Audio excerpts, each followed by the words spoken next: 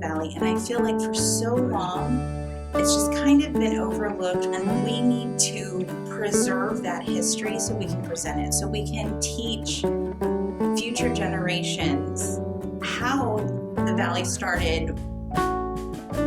My name is Melissa Benya. I am from Edinburgh. I was given the opportunity to be the exhibits coordinator here at the museum, and that's so exciting to be able to work with the artifacts, which I love, then to be able to present them, to show them, to exhibit them, to make people excited about our history, because it really is a great story. The museum is a community-based organization, and we look into the community to collect what we have. We ask for donations based on our need. Sometimes people call us and they're like, my grandmother left these things, we don't know what to do with them, but we know they're important.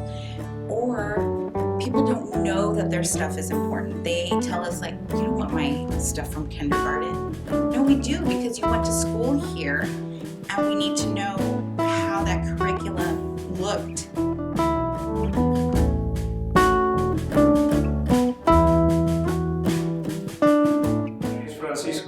I'm the Chief Executive Officer of the Museum of South Texas History. Here's one of the things about museums, which is very connected to what you're doing now. So you are in pursuit of knowing, what we call education. And so there is something called being self-actualized. In other words, you knowing yourself, at the utmost level. There are many people in life who will live to be 70 years old, 60 years old, 80 years old, 100 years old, that go through very little of the process of self-actualization, of getting to know him or herself. But there are people who are on their deathbeds and they can reflect in very deep and profound ways about who they are, because they've been in a search to know themselves, a search to be more self-actualized. And so there are component parts to a museum, component parts such as artifacts, collections, exhibits. All of those are filled with stories. And so if we learn those stories, we can learn about who we are. Tear down the building, tear down the museum, we have a much more limited access to knowing who we are.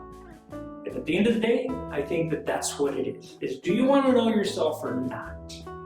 The museum opened in April of 1970, and the number of exhibits added through the years are countless.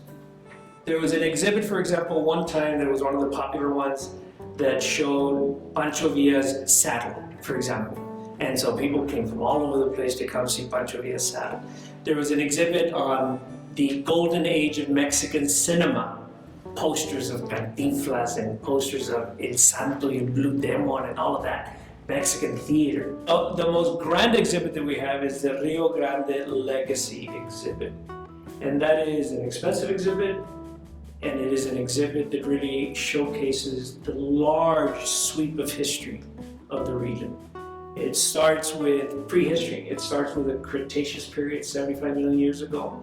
And there is a mosasaur that hovers above you when you walk into that, and you see a Columbian mammoth. And it's grandeur. It's a skeleton of a mammoth, but it's a mammoth that's, 18, maybe 20 feet high.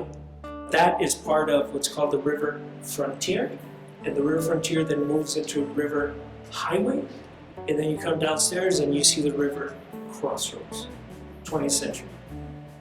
Highway, 19th century. Everything else, prehistory all the way to ranching. So that's the biggest exhibit that we have. That's the most expensive exhibit that we have. And that's the most far-reaching and far-sweeping historical chronicle that we have.